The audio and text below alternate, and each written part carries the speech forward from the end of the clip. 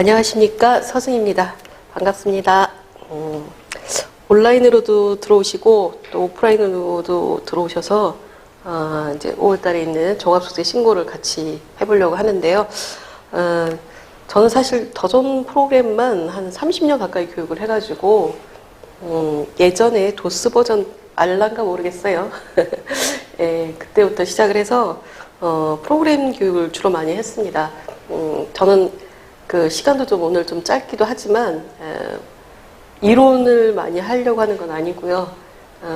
스마트웨이를 통해서 이제 종합소득세 프로그램을 좀 프로세스 개념으로, 그래서 앞에서 어떤 게 입력이 되어 있어야 뒤에서 어떻게 나오고 이렇게 하면 오류가 나고 신고서를 작성하는 여러 가지 방법이라든가 이런 거에 대해서 전체적으로 프로그램을 활용한 교육을 진행하려고 합니다. 저희가 4시간 교육인데요. 첫 번째 시간에는 교재에는 지금 결산이 다뤄져 있지는 않은데 개인 기업의 결산에 대해서 좀 법인과 다른 차이가 있는 부분에 대한 걸 좀 언급을 해드리려고 하고요. 그게 또 정리가 되어 있어야 개인 조정, 종합소득세 신고할 때 영향을 미치게 됩니다.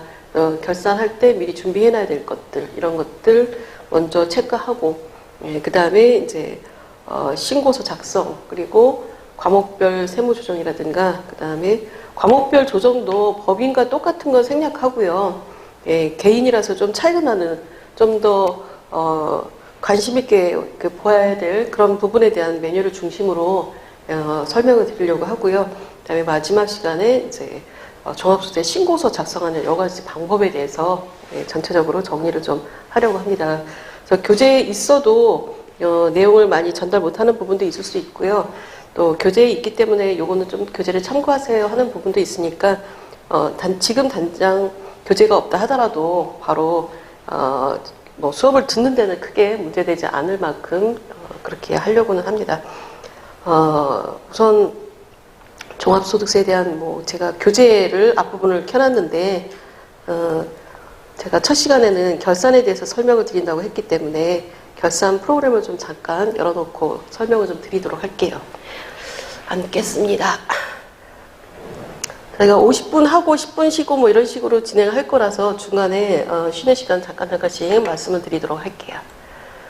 자, 제가 데이터를 올려드렸는데요. 5,000번 회사예요. 종합소득세 신고라고 하는 데이터를 백업 받으라고 한 건데, 데이터가 뭐 한글 파일처럼 더블 클릭하면 열리고 이런 개념이 아니어서 아무 회사나 들어가셔서 기초 데이터, 여기 들어가셔서 데이터, 여기 백업 데이터 복구라고 들어가는 곳에 여기에 이제 데이터를 놔둔 곳, 다운받은 곳을 클릭을 하시면 이 선택키를 눌러서 클릭을 하면 해당되는 회사가 조회되고요. 저희가 암호가 1번이라고 그랬어요. 그래서 암호 1하고 엔터 한 다음에 복구하기. 그러면 데이터가 5,000번을 쭉 복구가 됩니다. 그래서 이 데이터는 제가 법인세 신고할 때도 좀 썼던 데이터고 그거를 개인으로 좀 바꿔서 했기 때문에 뭐 실제 기업에서 쓰는 데이터랑은 조금 다르지만 그 실무 데이터를 그대로 또 드릴 수는 없기 때문에 그거는 위험 부담이 너무 크고요. 제가 하나하나 입력해가지고 만든 데이터이기 때문에 얼마든지 연습용으로 쓰셔도 됩니다. 자, 그럼 데이터가 이제 복구가 됐으면 5,000번 종합소득세 신고라고 하는 회사로 로그인을 하시고 회계 쪽에 있는 이쪽 결산재무제표 쪽에서 결산할 때 체크해야 될 몇 가지 사항을 좀 설명을 드리려고 하고요. 그다음에 결산을 하고 개인이기 때문에 써야 되는 메뉴들 이런 게 있습니다. 그래서 그 부분을 좀 설명드릴게요. 일단은 합계잔액 시산표를 열어놓고 12월로 열어놓고 계정 과목별로 처리되어 있는 것들에 대해서 좀 살펴보겠습니다. 자, 제가 아까도 말씀드렸듯이 법인 때 썼던 데이터라서 좀 법인 냄새가 날 거예요. 근데 그냥 무시하시고 있는 형태 그대로 필요한 과목들만 같이 따라가 보도록 할게요. 자, 그러면 합계잔액 시산표에서 체크해야 될 부분, 일단 여기에 차변과 대변의 차익은 있으면 절대 안 되는 거죠. 그래서 대차 차익이 뜨면 안 되니까 대차 차익이 뜨는 거에 대한 거 먼저 조치를 하셔야 되고요. 그건 날짜별로 들어가서 검토를 하셔야 되고, 자, 그 다음에 과목들 중에 법인이기 때문에, 개인이기 때문에 이런 것들 중에 저한테 질문하는 사항 중에 뭐가 있냐면, 보통예금 계정을 법인 때처럼 관리해야 되나요를 물어봅니다. 저희가 법인일 때는 통장에 대한 관리를 꼼꼼하게 다 관리를 하라고 했었어요. 그런데 개인 기업에서는 자산 부채에 대한 게 특별히 중요하지 않아요. 그래서 통장을 생략하는 경우가 많습니다. 그래서 그런데 그 개인 기업들 중에서도 규모가 성실신고 확인 대상자에 해당되는 사람들, 그런 경우에는 통장 관리를 해야 돼요. 왜냐하면 성실신고 검토 서식에 사업령 계좌별 잔액 현황 이런 것들이 있어요. 그래서 이런 것들은 들어가려면 통장 관리를 했어야 된다라는 거죠. 그런 게 아니고 일반적인 뭐 복식북이나 이런 형태에 해당되는 일반 개인 사업자 같은 경우는 통장을 굳이 관리하지 않으셔도 된다. 근데 이제 이거 통장 관리하면서 주의할 거는 선택이긴 한데 주의할 거는 뭐냐면 이 영업의 수익에 이자 수익이나 배당금 수익이 있을 때 이자나 배당금 수익이 있으면 이거는 개인 기업에서는 금융소득에 해당이 되기 때문에 이자나 배당 수익을 영업의 수익으로 해놨다면 조정을 하면서 법인세 신고 과목별 조정할 때 이걸 다 불산입을 시켜야 돼. 총수익 금액 불산입. 그래서 얘를 빼줘야 된다라고 하는 거죠. 그리고 요 금액은 둘 합쳐서 이자 수익, 배당금 수익은 금융소득으로 이자 소득, 배당금에 해당되는 배당소득, 이 소득, 금융소득으로 들어가야 될 부분이다라는 거죠. 근데 금융소득은 2천만 원이 넘으면 종합과세하고 2천만 원이 안 되면 그때는 분리과세해서 안 해도 되잖아요. 그러니까 이자 배당은 2천만 원이 안 되는 건 무조건 계정 과목 회계 처리해서 아예 빼버리시고 그다음에 2천만 원이 넘는 것도 빼서 금융소득으로. 이 금융소득은 나중에 은행에서나 이런 데서 자료를 다운받아서 엑셀로 다 다운받으시면 한꺼번에 리스트가 다 뽑히고 조회가 되고 그거 가지고 종합소득세 신고할 때 포함만 시키면 돼요. 그러니까 굳이 여기다가 넣을 필요가 없다라고 하는 거죠. 그래서 이자나 배당금에 대한 거는 금융소득으로 들어간다라고 보시면 되는 거죠. 그래서 이런 계정이 아예 없게 하시는 게 맞다라는 걸로 보시면 될 것 같고요. 자, 그 다음에 그래서 통장에 대한 걸 할 건가 말 건가 고민을 하시면 고민하지 말고 그냥 귀찮으면 안 하시죠. 귀찮으면 안 하시고. 근데 이제 그런 건 있죠. 뭐 성실처럼 규모가 좀 커지는 회사들 그런 데는 통장을 좀 관리해주는 게 나을 수도 있고요. 자, 통장은 선택이다라는 건데 성실 확인이면 무조건 해야 된다. 일반은 선택이다라고 보시면 되고 이자 수익, 배당금 수익 안 잡히게끔 해야 된다라고 기억하시면 될 것 같고요.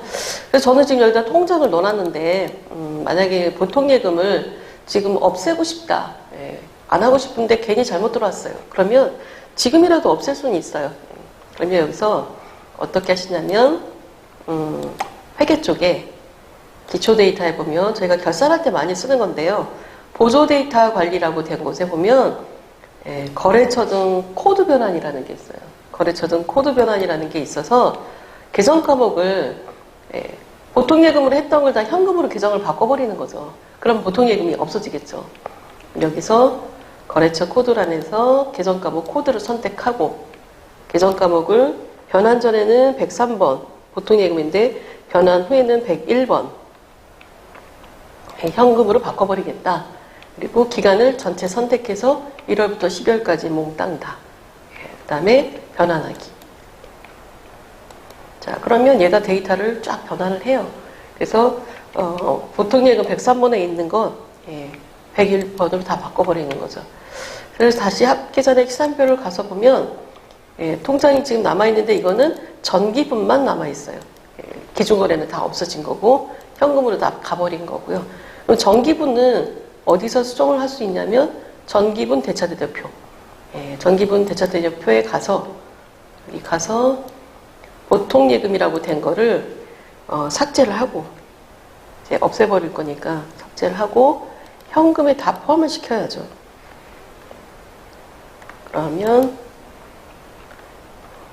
73, 234, 115 그래서 현금이랑 보통 예금이 합쳐진 금액으로 현금 금액을 에디트해서 고쳐주시면 그러면 이제 보통 예금은 없어지는 거죠. 이렇게 해서 통장 필요 없는 거 잘못 걸어놨다라고 하면 없애버릴 수 있죠. 계정을. 근데 없앤다는 게 현금으로 보내든가 해서 얘가 그냥 없어지는 건 아닌 거죠. 예. 차변, 대변을 전체를 다, 그 다음에 차대변이 항상 일치가 돼야 되기 때문에 뭐 감안해가지고 예금을 없애겠다라고 하면은 없앨 수 있어요. 그런데 이제 주의할 건 뭐냐면 되돌리기가 안 되기 때문에 회계 데이터는 되돌리기 개념이 없거든요. 그래서 한번 하고 나면 아차 싶은 순간에 다시 입력해야 된다라는 그러니까 그거는 감안하시면 될 것 같아요. 자, 그래서 일단 통장 뭐 필요 없는데 괜히 넣은 것 같다라고 하면 이렇게 어설프게 그냥 몇 개만 하고 남겨놓고 그렇게 하지 마시고 아예 없애버리시는 게 좋고, 없앤다는 건 현금 계정으로 대체를 시켜서 없앴다라고 보시면 되고요. 지금 그러다 보니까 현금이 막 6억 이렇게 남아있게 돼요. 이거는 제가 좀 이따가 현금 정리라는 작업을 통해서 한번 해볼 겁니다. 그래서 현금은 저희가 좀 조심해야 될 부분이 있기 때문에 그런 거 좀 이따가 현금 정리라는 작업으로 같이 한번 설명을 드릴 거고요. 현금은 결산할 때 맨 마지막에 한다라고 생각하시면 돼요. 맨 마지막에 하고 처음부터 현금을 맞추려고 하지 않는 게 도움이에요. 왜냐면 현금은 나머지 정리사항들 다 하고 난 다음에 마지막에 하는 걸로 하시면 될 거예요. 말씀드렸듯이 개인기업은 소득이라고 하는 게 중요하고요. 소득에 대한 게.